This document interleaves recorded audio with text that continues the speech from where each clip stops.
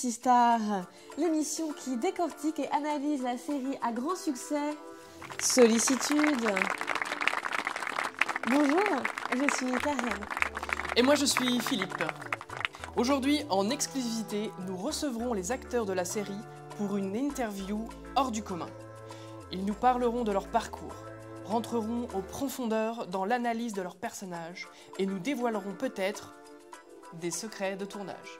Nous les accueillerons à travers cet écran en visioconférence. Suite à un problème à l'aéroport, toute l'équipe est restée bloquée à Mélina.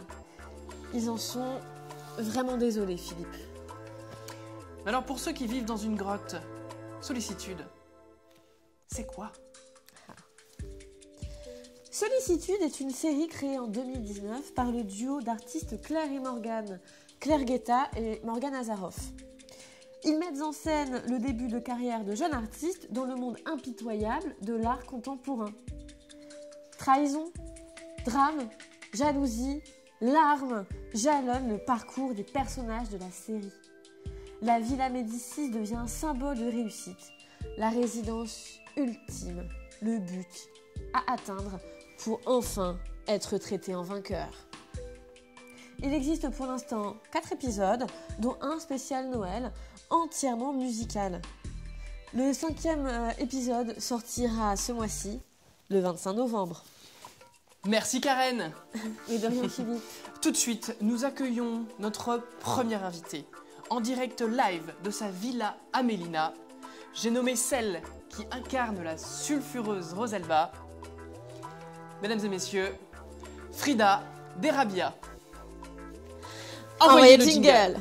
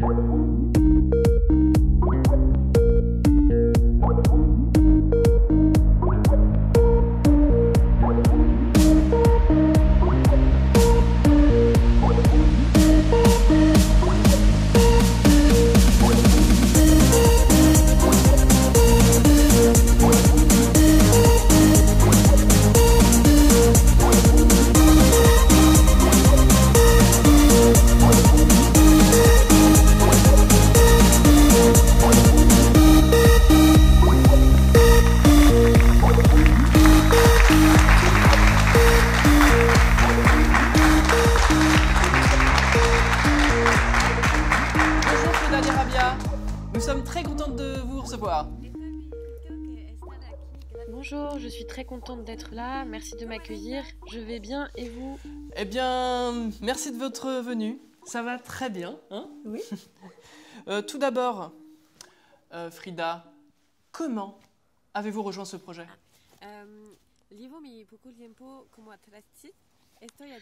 Vous savez, je suis actrice depuis très peu de temps. Je suis au tout début de ma carrière d'actrice, comme mon personnage dans la série. J'ai postulé pour jouer ce rôle et faire le métier pour lequel je suis formée.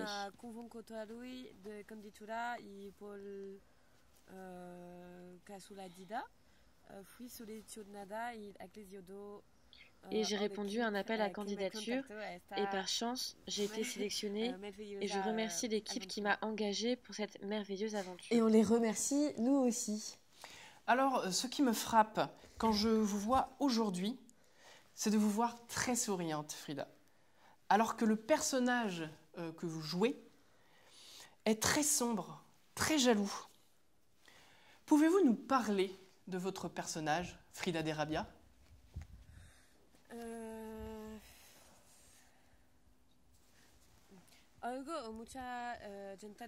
J'entends beaucoup dire que Roselba est la méchante de la série. Tout le monde la déteste, elle se comporte de manière horrible, elle est froide, calculatrice, manipulatrice, tout ce qu'on veut.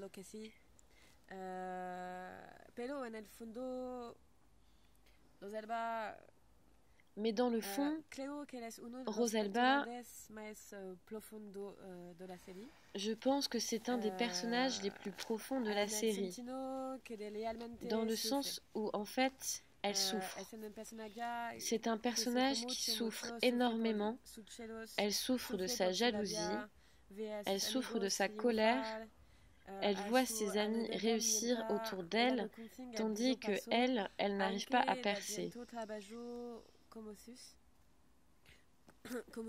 Alors qu'elle travaille autant que ses collègues, que ses amis, qui sont aussi de jeunes artistes, eux aussi en début de carrière. Et en fait, Rosalba, elle ne comprend pas vraiment d'où vient cette colère et pourquoi eux réussissent alors que elle échoue, ou en tout cas, elle ne réussit pas comme elle le souhaite. Et donc voilà, finalement, Rosalba n'est pas méchante, elle est juste très perdue, confuse, elle a envie que ça se passe bien, elle a vraiment envie d'être heureuse. Et vous, Frida, est-ce que dans votre vie personnelle, vous avez vécu des choses comme Rosalba qui puissent influencer le jeu que vous avez? Est-ce que vous n'êtes pas un peu Rosalba des fois, Frida Derabia?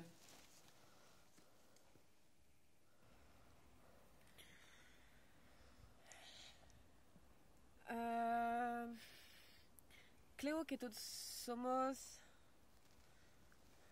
más menos Rosalba, o al menos todos tenemos. Vous savez, je pense qu'on est tous plus ou moins des Rosalba, ou en tout cas, on a tous une Rosalba en chacun de nous.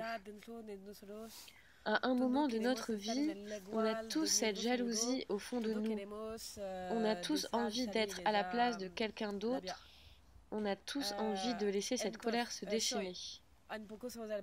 Donc, est-ce que je suis un peu Rosalba? Oui, je pense qu'à un moment de ma vie, à un moment précis, je l'ai été.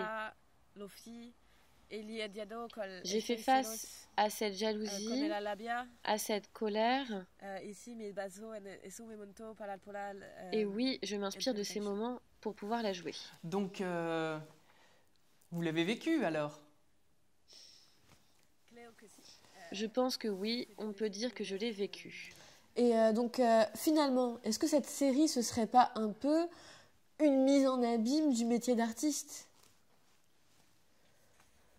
Es complementar una mise en abîme del oficio del artista, pero de todos modos et de todos modos todos los personajes. C'est complètement une mise en abîme du métier d'artiste.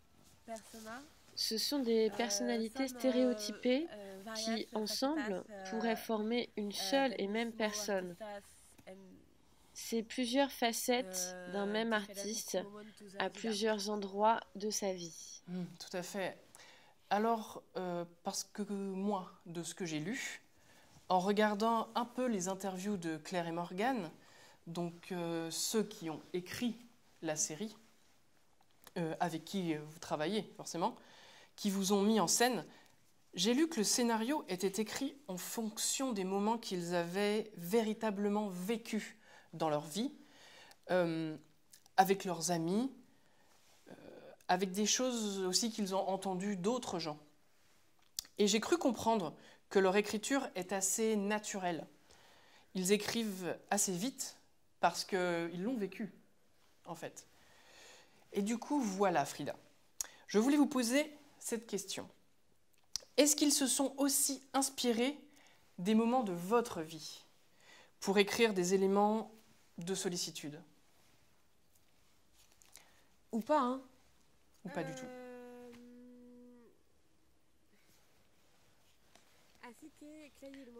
Alors, Claire et Morgan, ils écrivent un peu en allant. Nous, on n'est jamais au courant des épisodes qu'ils sont en train d'écrire, ou en tout cas, ce n'est pas vraiment une saison. Ils écrivent vraiment épisode par épisode, et je pense qu'ils transforment l'épisode suivant à travers les discussions qu'ils peuvent avoir avec leurs acteurs, leurs collègues, leurs amis, que sais-je. Donc oui, effectivement, je pense qu'il s'inspire de faits réels. Il s'inspire... no solo se nuestra hoja de guión, bueno,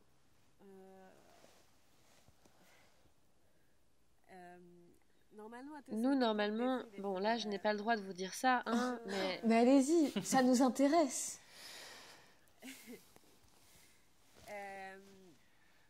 Allez. Pero el tejado de cierta hemos marcado el nombre de la persona. Sous certaines citations, on a marqué le nom de la personne qui en est l'auteur, et donc c'est souvent des, ou du moins ça peut être, des directeurs de centres d'art, ça peut être des curateurs assez connus. Ah, ah oui, d'accord.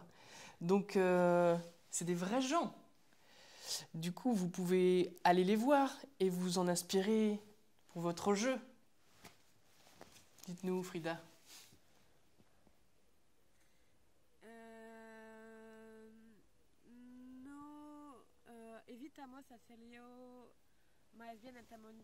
Non. On évite de faire ça. On essaye plutôt de s'approprier ces moments décontextualisés, justement pour pouvoir les intégrer à un espace fictionnel qui soit cohérent. Oui, donc en fait c'est un mélange de ce que les scénaristes et les réalisateurs ont réellement vécu, et c'est à la fois une réécriture romancée de tout ça, si j'ai bien compris, hein. Exactement. Ah, Bravo. je m'en doutais. Très bien. Eh bien, merci pour vos réponses. Pour revenir plus précisément sur le personnage que vous incarnez, Frida Derabia, c'est quoi vraiment cette relation entre Rosalba et Mano? Vous voulez dire nos personnages, Rosalba et Mano? Oui, bah oui, bien sûr. Oui, parce qu'on s'entend très bien avec Juan. C'est un ami, vous savez. Ah, heureusement.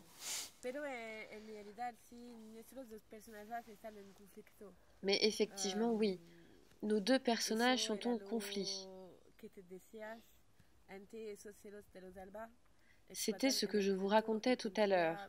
Cette jalousie de Rosalba, elle explose au moment où Mano et elle postulent de manière individuelle à une résidence et où Mano est pris et pas elle.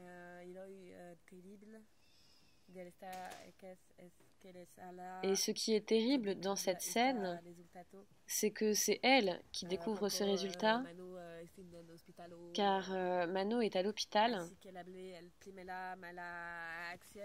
Elle ouvre donc le courrier de son colocataire qui est absent, parce qu'en fait, elle veut lui emmener.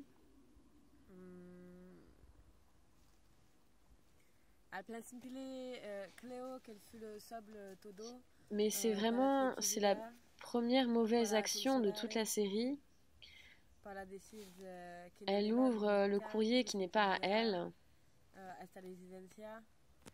Au début, je pense surtout que c'est pour se rassurer, se consoler, pour se dire qu'elle n'était pas la seule à rater cette résidence. Mais quelque chose de grave s'est passé dans sa tête quand elle a vu son ami pris. Alors elle a décidé de lui mentir. Elle a caché aux autres qu'elle avait aussi postulé à cette résidence. Par honte, je pense.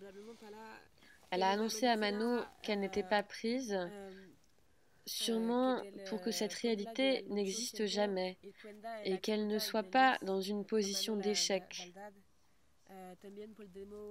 Seulement, c'est un mensonge qui ne pouvait pas durer, car lorsqu'elle explose et dit ces 4 vérités à Mano, on peut aussi comprendre que celui-ci a un comportement spécial, On peut peut-être imaginer que, en dehors de l'hôpital, Mano est un homme qui veut réussir plus que tout au détriment des autres et de ses amis.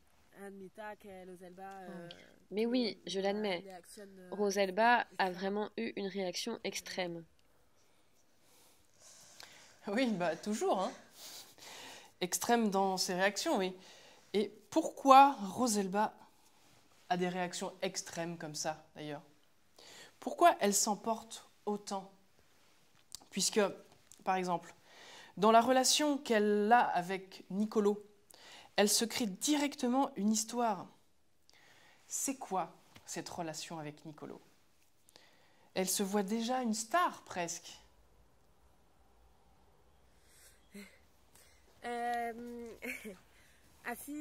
che con Niccolò è molto differente che con Mano. Alors, avec Niccolò, c'est très différent qu'avec Mano. Avec Mano, c'est cette amitié qui se brise à cause des jalousies.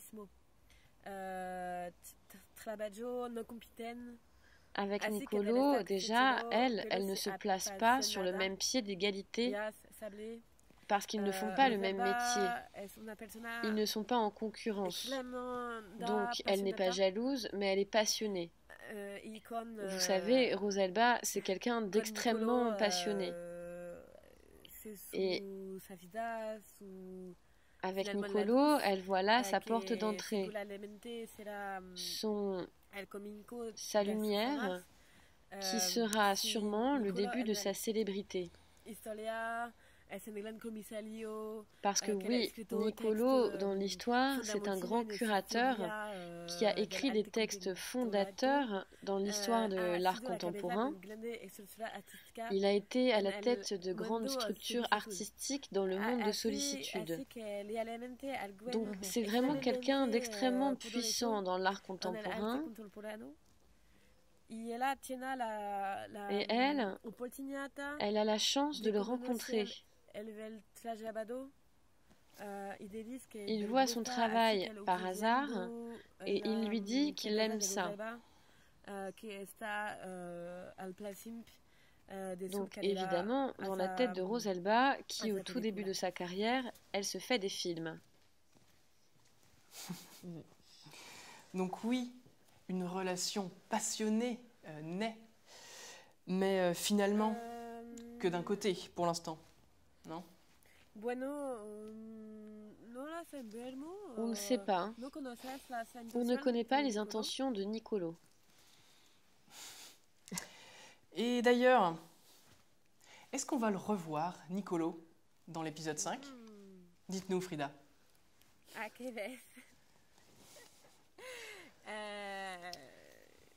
Ah ça, vous voyez, je ne peux pas vraiment vous répondre. Mais peut-être que vous pouvez quand même nous laisser un petit indice, un petit quelque chose. Qu'est-ce qui va se passer dans cet épisode 5?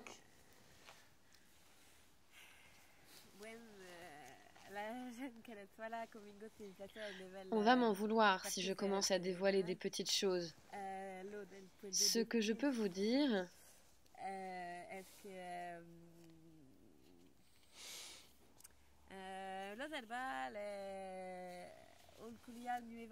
c'est qu'il va arriver de nouvelles aventures à Rosalba, de nouveaux ascenseurs émotionnels. Eh bien écoutez, on a vraiment hâte de découvrir ça. Je rappelle que l'épisode 5 sort le 25 novembre. Dans 2 jours. Et qu'il y a eu une grande soirée déjà pour présenter l'épisode. Merci Frida Derabia d'être venue sur notre plateau. Merci à vous et bonne soirée. Merci beaucoup. Au revoir.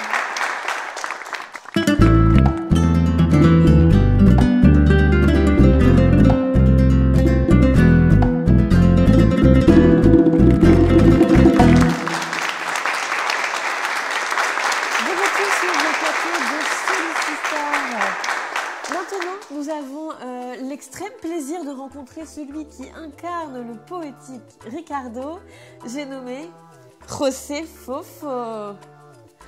Envoyez le jingle.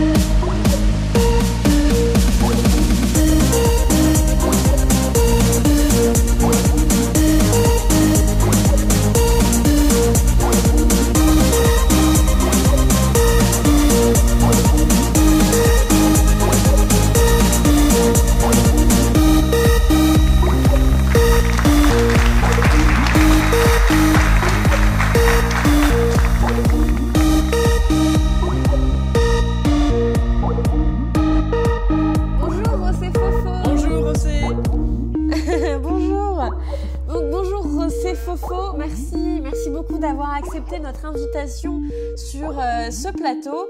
Vous êtes donc l'acteur très célèbre de cette série à grand succès qu'est Sollicitude. Et donc, dans cette série, vous jouez le personnage qui s'appelle Ricardo. Pour ceux qui ne regardent pas, est-ce que vous pouvez nous raconter en quelques mots qui est Ricardo? Bonjour Karen, merci déjà de nous avoir invités sur le plateau pour parler de Sollicitude. J'aime beaucoup venir sur le plateau pour parler de Sollicitude. Ricardo, c'est un personnage qui aime beaucoup Marina. Lui, il a envie de travailler avec Marina parce qu'il adore son travail. Mais lui, son problème, c'est qu'il ne s'en donne pas les moyens. Quand Marina est occupée ailleurs ou travaille avec d'autres personnes, eh bien, lui n'est pas du tout optimiste. Et il va déprimer, il ne va rien faire. Il va souffler, il va se laisser aller en fait. Et du coup, il entretient comme ça un rapport avec sa mère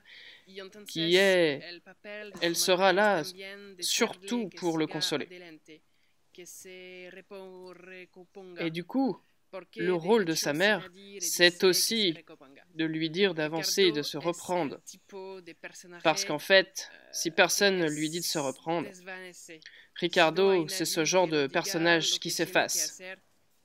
Si personne n'est là pour lui dire quoi faire, alors il disparaît.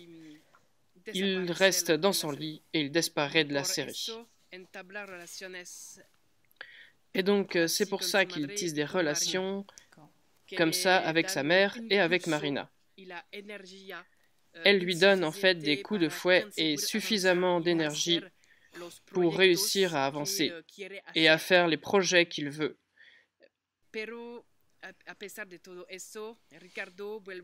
Mais malgré tout ça, Ricardo retombe souvent dans le noir, parce que déjà, il est défaitiste, mais en plus, il a un travail alimentaire, parce qu'il a très peu d'argent.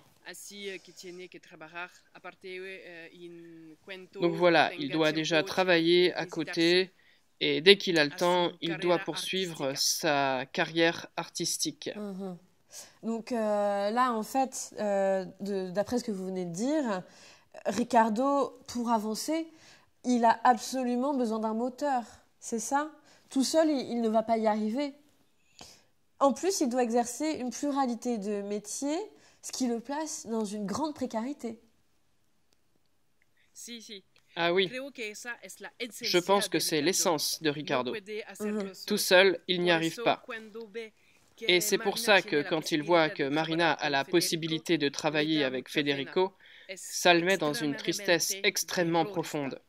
Il est extrêmement défaitiste. Il ne pense à aucun moment que Marina pourrait le choisir.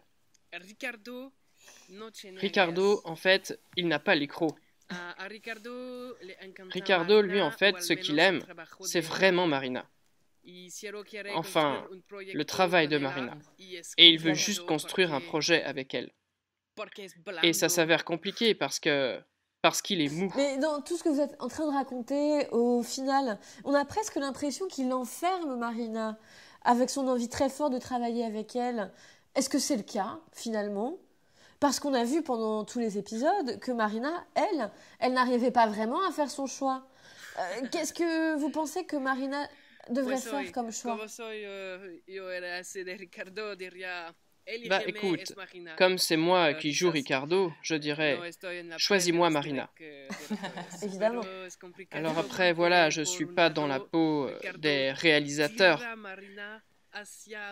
Mais en effet, c'est compliqué parce qu'en fait, on a d'un côté Ricardo qui tire un peu Marina vers le bas, donc forcément, Marina se retrouve de plus en plus attristée, blessée et avec de moins en moins d'énergie. Et en même temps, Marino qui pousse un petit peu Ricardo de cette situation, et c'est comme ça en fait qu'il arrive à trouver un certain équilibre. Mais au bout d'un moment, en fait, cette balance, elle s'écroule. Et en ce moment, j'ai l'impression que ça s'écroule un peu. Donc là, est-ce que Marina va réussir à l'extirper ou est-ce qu'ils vont tout simplement couper les ponts? Et on aura cette information dans l'épisode 5. Bah, je peux pas vous dire. Allez, dites-nous. Même pas un petit quelque chose? S'il vous plaît. Vous voulez une petite sucrerie? Oui, Oui. s'il vous plaît. Écoutez, tout ce que je peux vous dire, c'est qu'ils vont se recroiser. Voilà, c'est tout ce que je peux vous dire. Ah là là. Très bien, donc on en saura plus lors de l'épisode 5. Épisode 5 qui, je le rappelle, sortira dans 2 jours, le 25 novembre. Soyez présents. D'ailleurs, vous allez fêter cette sortie? Ah, bien sûr que je Vous allez serai faire là. une fête? Ça fait quand même 2 ans que je travaille sur ce projet, sur Sollicitude. Donc oui, c'est un petit peu une fin de saison. Je ne sais pas trop comment le définir. Mais c'est un petit peu la fête. On se retrouve, nous, les acteurs de la série, puisque de notre côté, on tourne seulement pendant 3 jours, et ensuite chacun fait sa vie et chacun repart dans ses projets. Il a une fête comme celle-ci nous permet à tous de nous revoir. Parce que c'est peut-être que ça ne se voit pas vraiment dans la série, mais on s'entend tous relativement très bien. C'est vrai que ça ne se voit pas forcément dans la série. Mais vous avez relevé une question que j'allais vous poser de toute manière. Vous parlez de saison, ou enfin plutôt vous ne parlez pas de saison. Est-ce que vous pouvez nous expliquer en détail la conception d'un épisode? Oui, bien sûr. Mais ça serait peut-être plus intéressant d'en parlant directement avec les réalisateurs. Oui, bon. Mais moi, je peux vous en parler après avoir beaucoup travaillé avec Claire et Morgan, donc S'il vous plaît. les réalisateurs de la série. On a beaucoup travaillé ensemble sur la conception des épisodes et sur la construction de mon personnage. En fait, déjà, ils font tout de A à Z. Donc c'est eux, Claire et Morgan, qui ont l'idée de l'histoire. Puis après, ils commencent à vraiment en discuter entre eux, ils réfléchissent ensemble de quel tournant pourrait prendre la série. D'accord. Ensuite, ils passent par l'écriture. Voilà, plusieurs réécritures. Et ensuite, après le storyboard, c'est eux-mêmes qui vont chercher les costumes. Et comme il y a eu des gros problèmes budgétaires au tout début de la série, en fait, c'était eux-mêmes qui allaient les chercher acheter, entre guillemets, les costumes. Ils allaient à Zara et ensuite, après le tournage, ils retournaient au magasin, rendre les costumes pour se les faire rembourser. Ah oui, Bah, dis donc. c'est une bonne technique. Hein. Donc, après Ça aussi, l'écriture, le storyboard et les costumes, c'est là qu'ils font appel à nous. Donc, on se rassemble pendant 3-4 jours.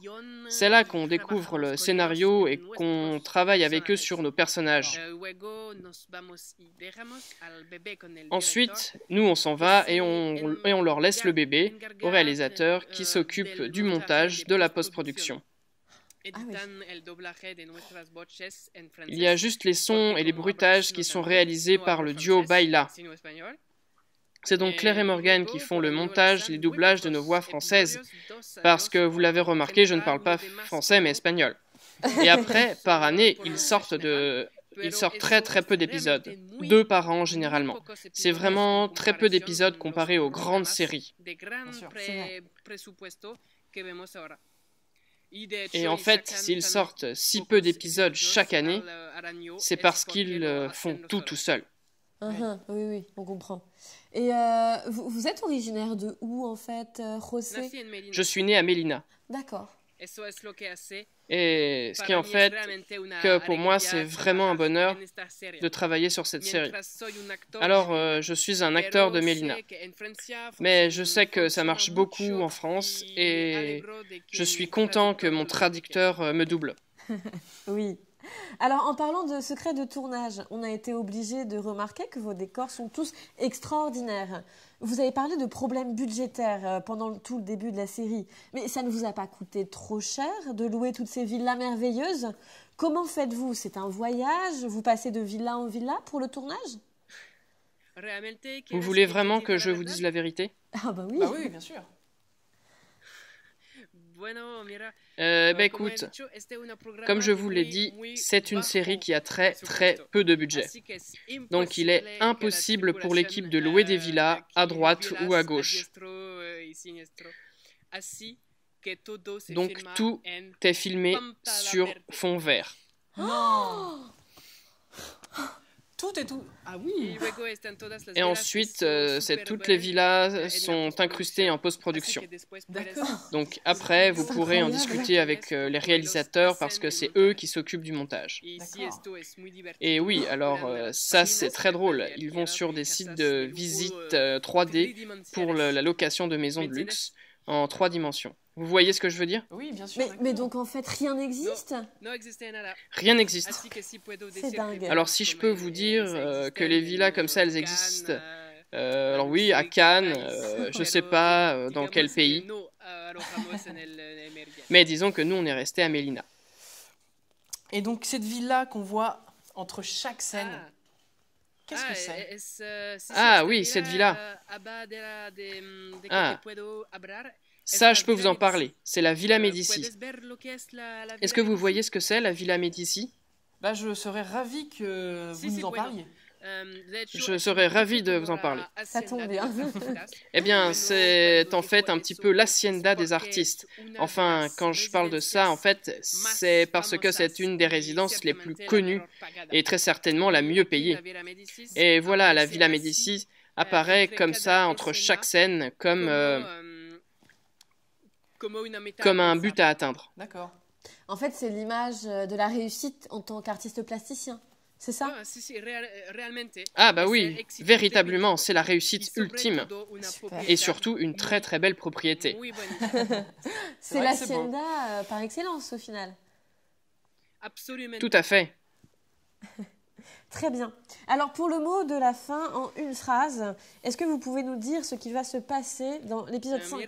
Écoutez, ce que je peux vous dire, c'est qu'il y aura des nouveaux visages. Eh bien, José, merci d'être venu et nous avons vraiment hâte de découvrir ensemble l'épisode 5 qui, je le rappelle, sortira le 25 novembre sur toutes les plateformes beaucoup de m'avoir invité. diffusion en ligne. Au revoir. Merci beaucoup, José. Merci. Au revoir.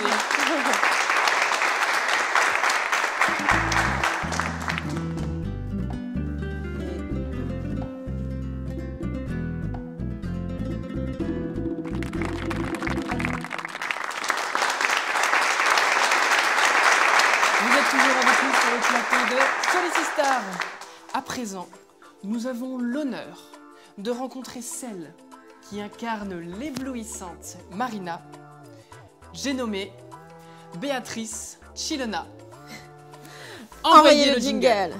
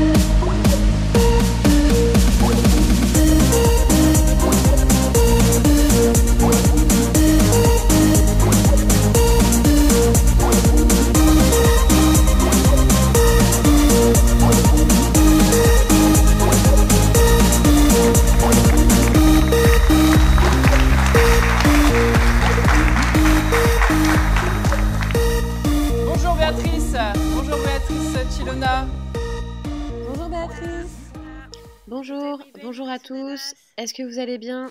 Bah ça va très bien, merci beaucoup. Oui. Alors moi, ce qui me frappe en vous voyant, Béatrice, c'est que vous ne ressemblez pas du tout à Marina. Ah oui? Qu'est-ce qui s'est passé? C'est marrant, on me le dit souvent.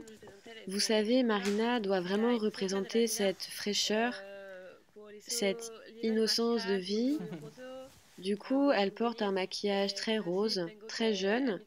Mais oui, il faut bien admettre que je ne suis pas si rose dans la vraie vie. Oui, vous n'êtes pas si naïve que Marina, alors. Non, ce n'est qu'un rôle.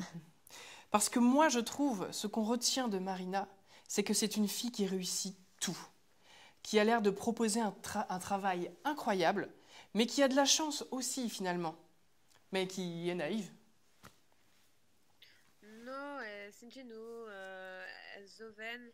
Elle n'est pas naïve, elle est jeune. En fait, c'est surtout ça.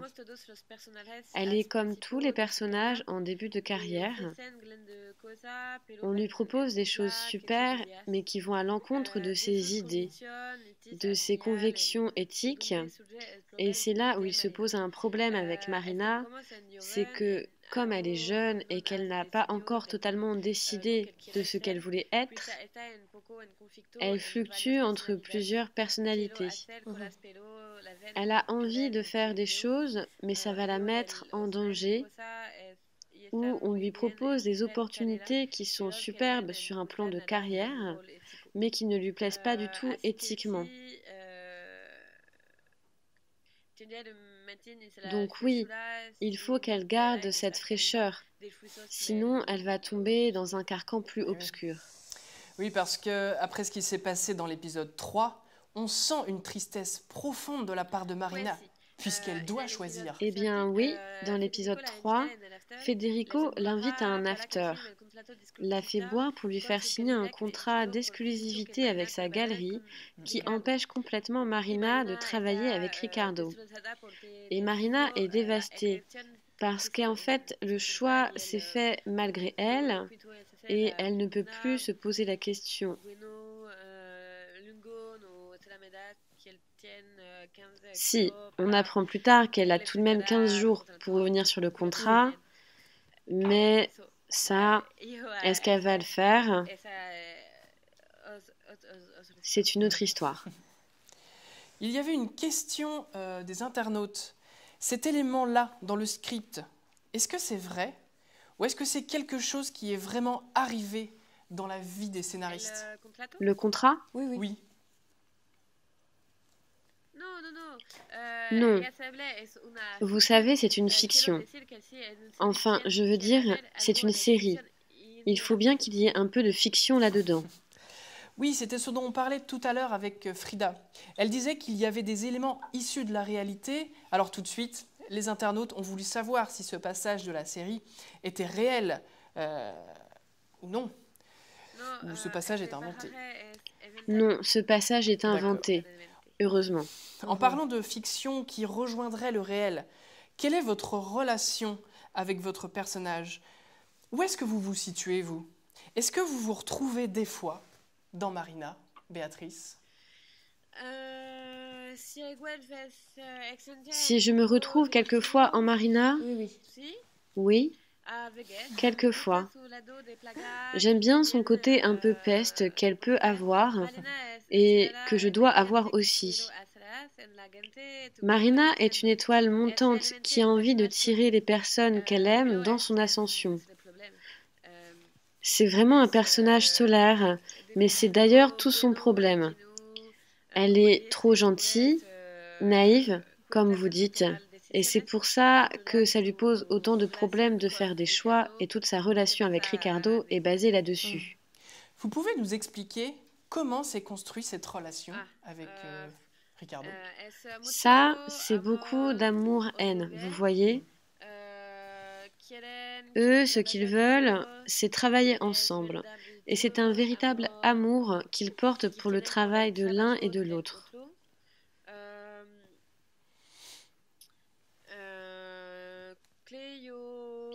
Je pense qu'il y a de vraies accointances dans leur manière de faire, de produire. Mais ils jouent un peu au chat et à la souris, vous voyez. Je pense que Marina, elle veut de tout son cœur travailler avec lui, mais on lui propose des choses beaucoup mieux, beaucoup plus rapides, du point de vue de sa carrière, alors elle hésite.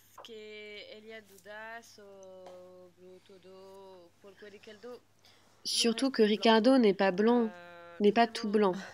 Oui. On a d'un côté Marina qui a tellement d'énergie et de l'autre Ricardo qui est là, tout mou, à la tirer, à pomper son énergie, à vouloir la garder. Il est quand même très fatigant ce personnage. Et José, l'acteur, il est comme ça aussi dans la vraie vie? Ils se ressemblent sous certains aspects.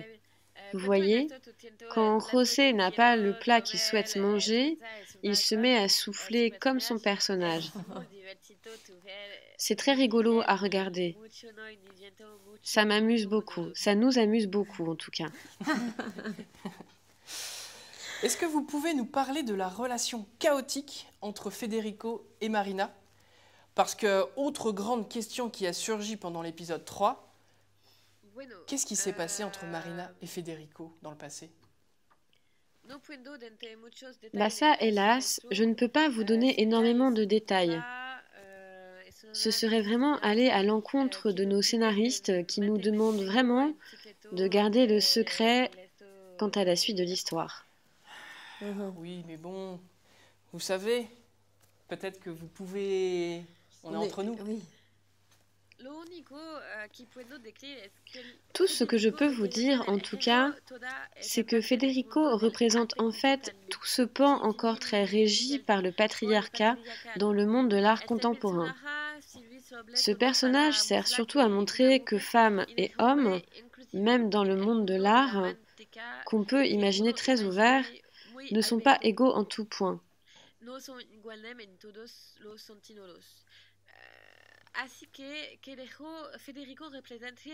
Et donc, en fait, Federico représente vraiment ce mâle hétéro-viriliste qui essaye de soumettre cette jeune artiste qu'il connaît depuis longtemps. Marina est dans une position extrêmement délicate dans cette relation parce qu'elle a envie d'y arriver et que Federico lui propose un moyen d'y arriver, mais Federico est une ordure. Et ça, Marina en a conscience. Et donc il se construit là une relation malsaine de dominé-dominant et Marina en est clairement la victime. Finalement, être une femme est plus compliqué dans ce milieu-là. Comment est-ce que vous vivez le fait d'être une femme dans le milieu de la telenovela? Est-ce que vous faites des parallèles avec l'art contemporain? Alors, on fait forcément des parallèles entre le monde de l'art et le monde du cinéma ou de la série des telenovelas. C'est plus compliqué. Alors, on n'est pas là non plus pour se victimiser. C'est juste qu'on doit prendre en compte des éléments qu'on ne devrait pas prendre en compte. On rencontre des difficultés que tout le monde ne voit pas forcément. Mais il suffit simplement de regarder quelques chiffres. Les femmes sont plus présentes que les hommes en formation initiale, école de telenovela. Elles représentent quelque chose comme 65% de la population des écoles artistiques. Ah oui, c'est beaucoup.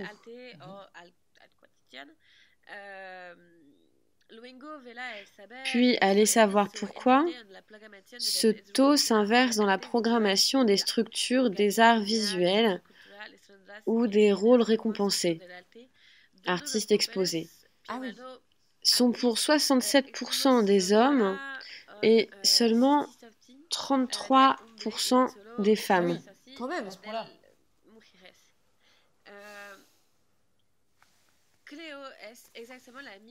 Je pense que c'est d'ailleurs exactement les mêmes chiffres pour l'art contemporain en Bretagne. Donc en fait, ça pose la question de où sont les femmes? Sont-elles simplement plus mauvaises? Non. Ont-elles arrêté leur carrière artistique? Pourquoi aujourd'hui il y a toujours plus d'hommes exposés que de femmes? Je sens une certaine colère dans vos propos et je ne peux que la comprendre. Et parlant d'artistes femmes, j'aimerais revenir cette fois sur cette relation avec Rosalba. Est-ce que ça va évoluer? Est-ce qu'on va les revoir? Parce que là, finalement, Roselba est partie rejoindre son frère. Et c'est un peu à cause de vous, non? À cause de moi? Enfin, de Marina, je veux dire. Non, pas du tout. C'est quoi? Mais qu'est-ce qui s'est passé alors entre les deux?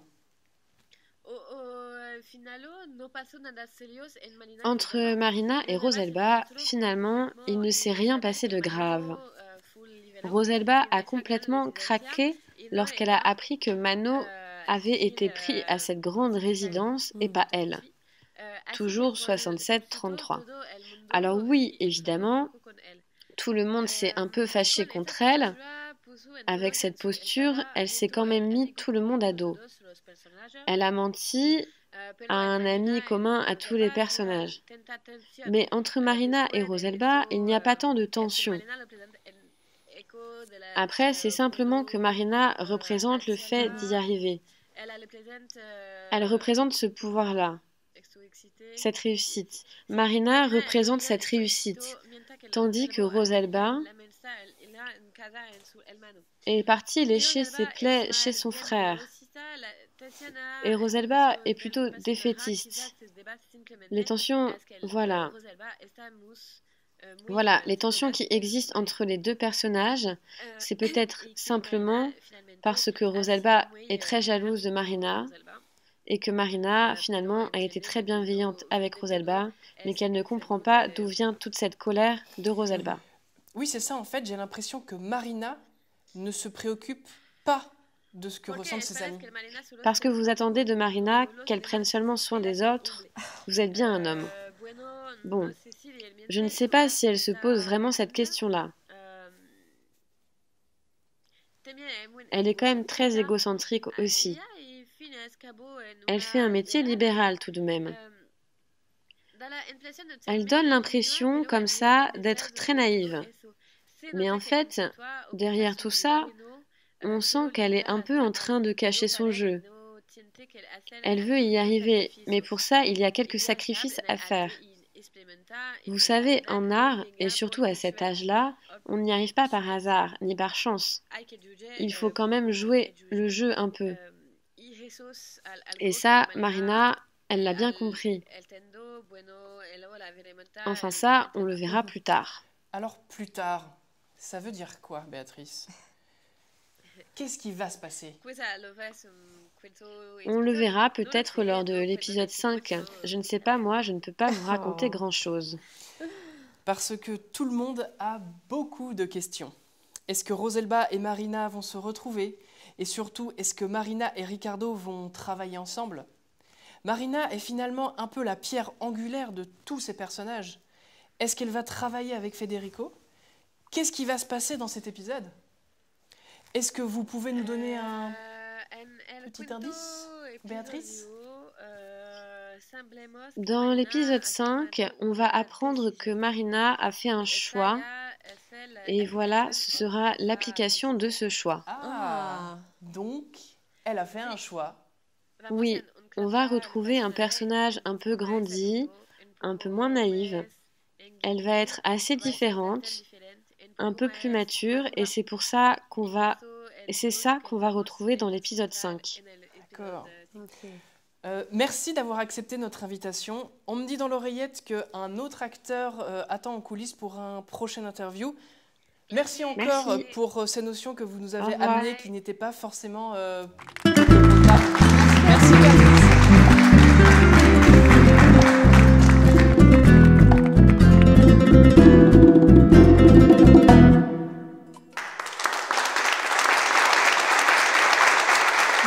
Sur le plateau de Solisistar. Maintenant, nous avons le plaisir d'accueillir celui qui incarne le charmant Federico. J'ai nommé Alejandro Morbozo. Envoyez le jingle.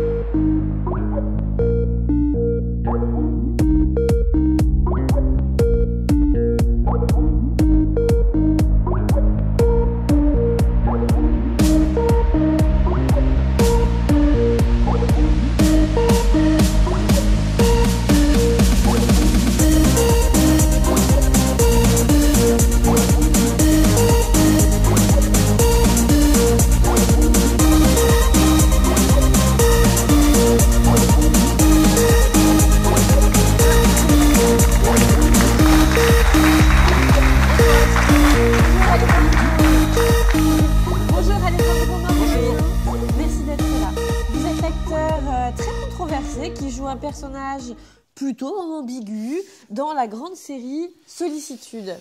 J'ai nommé Federico. Donc Federico, pour ceux qui n'auraient pas vu la série, je le rappelle, c'est un personnage plutôt horrible. Son personnage pose vraiment question sur la relation homme-femme dans l'art contemporain.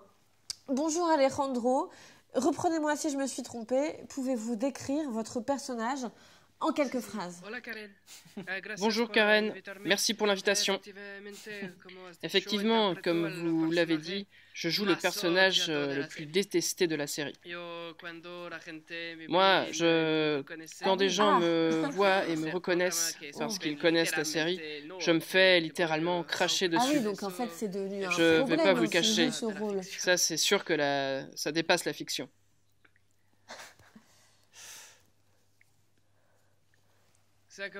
C'est devenu un problème. Après, on va pas se mentir. Très peu de gens regardent la série. Enfin, la série n'est pas vraiment très connue encore. Mais c'est arrivé. Vraiment des regards noirs.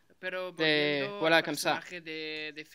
Mais pour en revenir sur le personnage de Federico, oui, effectivement, ce personnage a été écrit un peu comme le méchant. Mais en fait, il peut surtout un peu représenter l'institution ou le pouvoir en quelque sorte.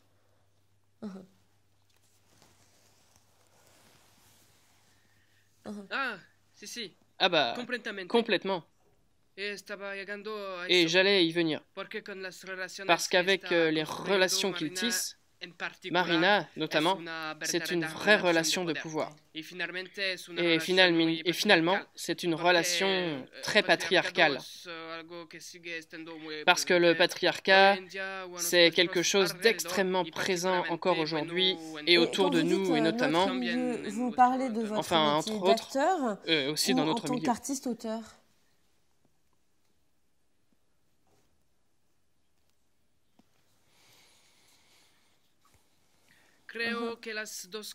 Je pense que l'un et l'autre ne sont vraiment pas très éloignés.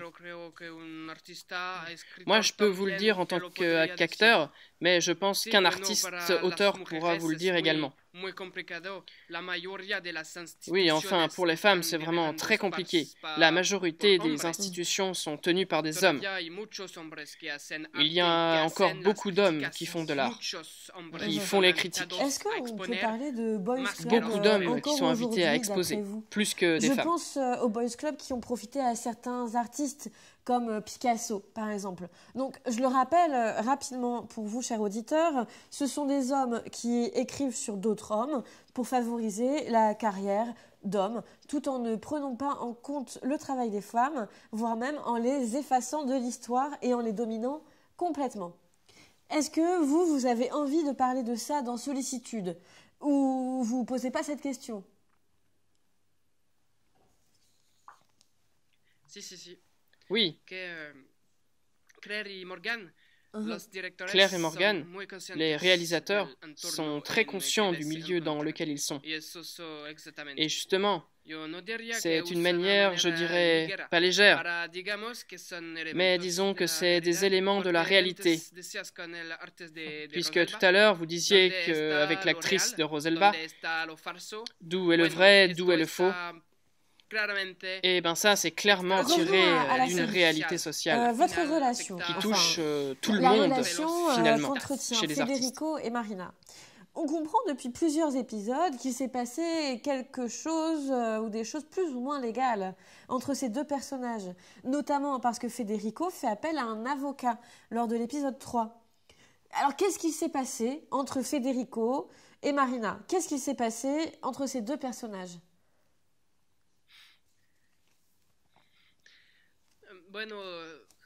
Eh bien, je pense que...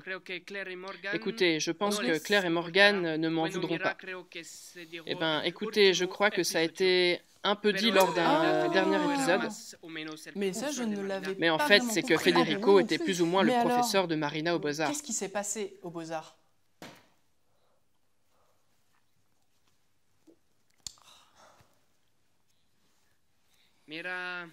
Écoutez, je ne peux pas trop vous en dire. Mais on peut imaginer que Federico a un peu abusé de son statut et de cette relation maître-élève. Ça, clairement, ça c'est ce qui se passe. Et que Marina est tombée dans la gueule du loup. Et du coup, elle n'était pas... Enfin voilà, je pense que cette relation-là va être très discutée dans de futurs épisodes. Ça n'a pas encore été très développé, mais disons que Marina a voulu se détacher de cet homme-là. Et lui, il a trouvé l'opportunité. Parce que, en fait, lui, bon, il adore son travail. Hein. C'est aussi pour ça que c'est son poulain et en fait, il sent le potentiel chez Marina et du coup, il va exploiter ce potentiel beaucoup trop loin, jusqu'à dépasser certaines limites. Des limites qui peuvent être fixées par la justice. Et donc Marina n'a jamais osé en parler à qui que ce soit, sauf à son ami très proche, Ricardo. Dites-nous. Ah.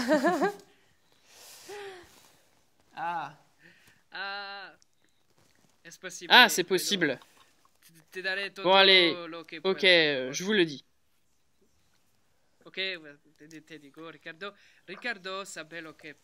Ricardo est au courant de ce qui s'est passé avec Federico. Mais voilà, c'est un des seuls personnages qui sait ce qu'il s'est passé. Mais voilà. Est-ce qu'on pourrait pas voir là-dedans pourquoi est-ce que Ricardo tisse une relation si amère avec Federico? Okay. Non mais écoutez, c'est donc pour ça, après ce que Federico a fait à sa meilleure amie, vous pouvez imaginer la réaction de Ricardo. Un misérable. Mais donc, vous, quel est votre rapport avec ce personnage de Federico? Comment vous prenez le fait de jouer un personnage antagoniste au sein de cette série?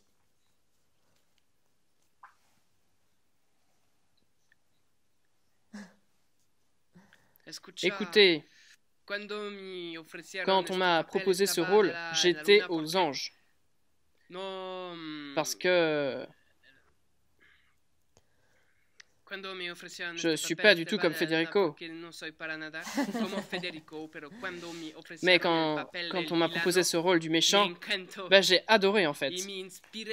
Et je me suis inspiré de personnes que j'ai rencontrées à droite, à gauche, pour pouvoir construire ce personnage de pouvoir.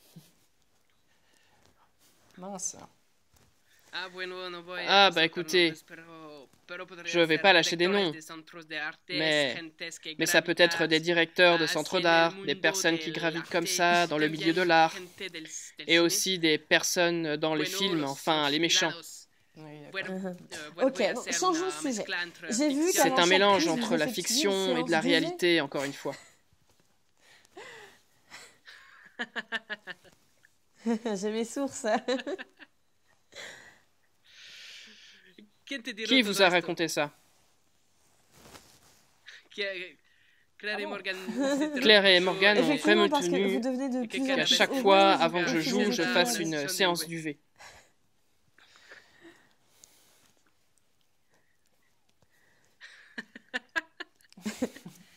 Bah écoutez, à la fin de l'épisode 2, vous êtes quand même vraiment carotte. Vous me trouvez orange?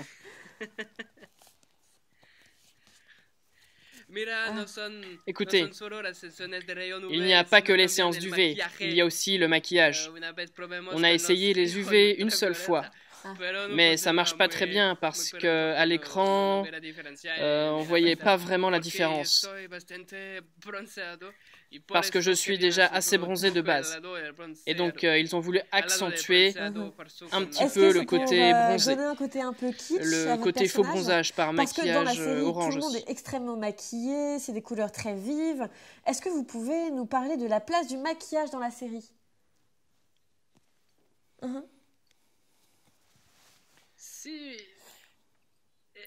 C'est une telenovela. Il faut qu'on donne envie aux gens de vouloir vivre avec nous. C'est aussi ça, la telenovela. C'est donner envie aux spectateurs de nous retrouver pour un prochain épisode. On a des villas, des piscines, on est toujours très très beau. C'est beau tout le temps, tout le monde est vraiment très bien habillé et très bien maquillé. C'est l'opulence. C'est l'opulence comme dans toutes les telenovelas. Mais dans Sollicitude, vous pouvez nous on en remarque parler presque plus de cette fausse opulence? que c'est une fausse J'ai appris opulence. tout à l'heure que tout était tourné sur fond vert. On a compris que Sollicitude est une série à petit budget. Parlez-moi de cette économie.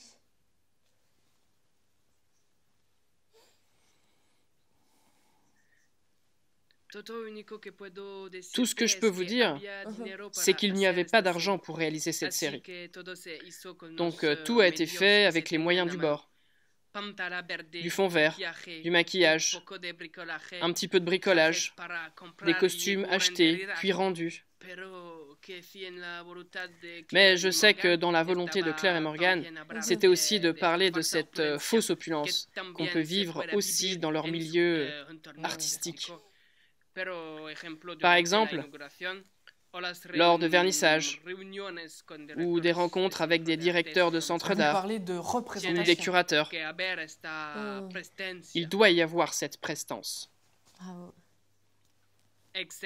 Exactement. C'est ça que je cherchais. D'où les costumes, les couleurs chatoyantes, Vous voulez dire le qu'il maquillage faut bien être fait, les choses très colorées. évoluer dans l'art. Il faut se vendre. Voilà.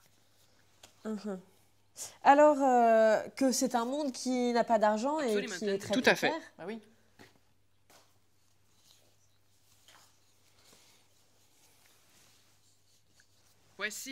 Eh bien oui, c'est un monde qui souffre d'une très grande précarité, qui n'a pas de statut. Sachant que les artistes sont très rarement payés pour une exposition ou pour des résidences, c'est très difficile. Sachant que quelquefois, c'est aussi presque à l'artiste de payer. Il faut trouver une économie spéciale pour pouvoir partir en résidence, ou en tout cas pour pouvoir exercer son travail. Est-ce qu'on vous a Comprenez, jamais c'est parlé un du métier, fait de oui. vous victimiser à travers cette série? Il faut payer pour pouvoir l'exercer. Le fait de toujours vous plaindre que vous n'allez pas y arriver, que le métier est très dur, C'est-à-dire que vous ne gagnez pas d'argent. Est-ce qu'on vous a déjà parlé de cette notion ou pas? Peut-être pas, hein. D'accord.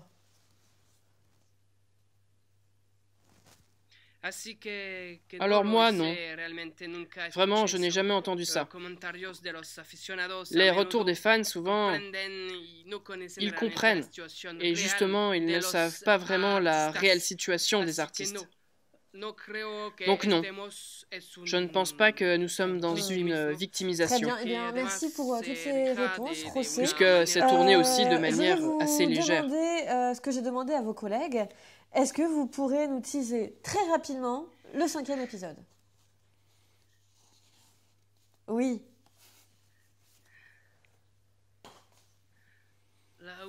Le petit mot de la fin, c'est vraiment très compliqué. Parce qu'on m'a demandé de donc ne c'est rien préféré dire. qu'on revient dans le prochain épisode. Super. On se voit dans l'épisode 5. Eh bien, Très écoutez, bien. Oui, merci beaucoup Alejandro. Merci beaucoup, d'être Alejandro. venu sur notre plateau N'en aujourd'hui déplaise pour aux répondre à fans. nos questions. Bonne continuation.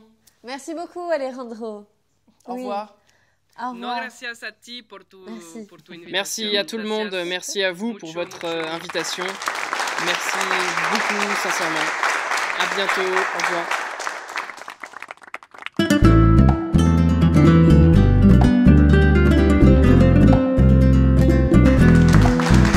Pour clôturer cette émission spéciale, nous allons maintenant inviter sur le plateau ceux qui ont été le plus compliqués à contacter.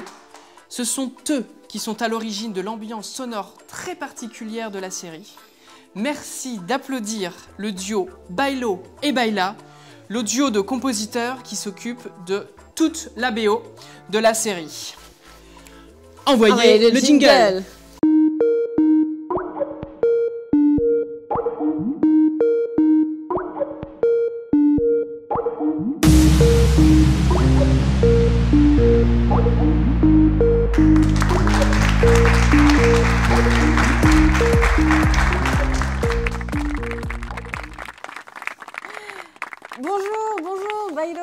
Baila. Bonjour, enchanté. Merci d'être avec nous. Bailo et Baila, vous composez toute la musique de la série, mais aussi les bruitages, les sons ambiants et tout l'habillage sonore. Quel était le cahier des charges? Parce que c'est quand même un travail qui n'est pas très anodin. Eh bien, le cahier des charges a un peu évolué. Nous, d'abord, nous ne devions nous occuper que des bruitages pour l'épisode 1. Car suite à un problème technique, aucun son n'avait été enregistré. Donc Claire et Morgane nous ont contactés parce que nous sommes spécialisés dans les bruitages. Moi, je suis particulièrement connue pour les bruits de chiens au loin. Je pense que vous avez déjà dû m'entendre. C'est vraiment quelque chose de très très pointu. Et vous, Bailo, vous avez une spécialité?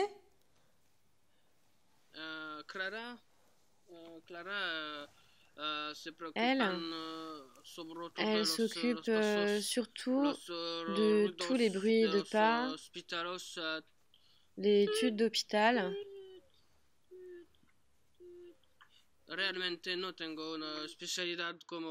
Elle n'a pas vraiment de spécialité comme moi. D'accord. Ok, mais alors comment procédez-vous pour ces bruitages? Eh bien, en fait, comme nous voulons vraiment promouvoir la culture de l'a cappella, nous nous attachons vraiment à tout faire à la bouche pour que cet art ne meure pas. Aujourd'hui, c'est si simple de trouver des sons, de les enregistrer. C'est sûr. Nous, ce qu'on veut, c'est les reproduire grâce à notre bouche. Et finalement, vous ne faites pas que les bruitages. Non, en effet. Finalement, le cahier des charges a évolué. Et on s'est retrouvé à devoir aussi faire de la musique, car les réalisateurs avaient envie de moments avec plus d'émotion. Et donc vous avez dit, ok, on s'en charge. Eh bien, on s'est mis à ne plus faire que le bruitage avec notre bouche, mais aussi à imiter les instruments et des voix. Comme nous ne sommes pas vraiment musiciens, je dirais qu'on s'inspire très fortement de chansons qui existent déjà et on essaye ensuite de les reproduire. Mais comme elles passent par notre prisme, on ne les reconnaît pas vraiment. Je crois avoir reconnu Bessamé lors du premier épisode d'ailleurs. Oui, effectivement, nous avons repris Bessamé. Et donc, pour l'épisode 4, l'épisode de Noël, il est intégralement musical. Comment s'est passée cette production? C'était des chansons qui existaient déjà. J'avoue que j'en ai pas reconnu une seule. Cet épisode. Ce fut un travail très différent, car il fallait aussi travailler sur les paroles. Nous devions sans cesse faire des échanges avec toute l'équipe de tournage. D'habitude, il nous passe un épisode sans son, et là, il devait y avoir d'abord la chanson avant de tourner. Finalement, la construction s'est faite à l'envers de d'habitude. Il fallait trouver des rimes en français. Oui, nous nous sommes inspirés de chansons déjà présentes dans certains films, mais personne n'a trouvé. Nous en sommes assez fiers. D'ailleurs, je crois qu'il y a un jeu concours à ce propos. Les gagnants ont un lot spécial. Il faudrait aller voir sur Instagram. D'ailleurs, je crois que ce jeu est fini et en y allant voir, on peut connaître quelque chose. Mais peut-être, eh bien, c'est aussi à cause des droits qu'on ne peut rien dire. Parce que vous n'avez pas l'autorisation pour utiliser ces morceaux? Nous entendons mal, je crois. Bailo? Baila? Ah. Nous avons un problème technique?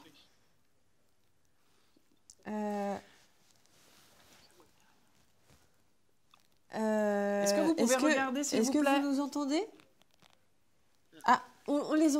Baila et Baila. Ils reviennent. Donc, vous êtes là. Est-ce que vous pouvez répondre à notre question? Possédez-vous les droits que vous utilisez pour la bande originale de Sollicitude? Ou est-ce que vous pompez des chansons sauvagement? Bailo? Baila? Non. Qu'est-ce que... On vous voit, hein? On vous voit, on vous entend. Est-ce que vous nous entendez? S'il vous plaît, est-ce qu'on peut regarder? Bailo? Je crois que nous avons un problème technique.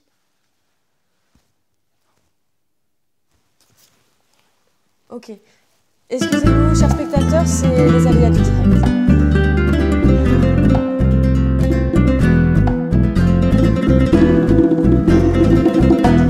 Merci d'avoir été avec nous sur le plateau de Solistar. La semaine prochaine, nous reviendrons pour décortiquer ensemble l'épisode 5 qui sera enfin sorti. Et à cette occasion, nous aurons avec nous sur ce plateau les réalisateurs en personne. Et n'oubliez pas, dans 2 jours, retrouvez le nouvel épisode de Sollicitude, l'épisode 5, le 25 novembre. Adios amigos et bonne soirée à tous. Ciao.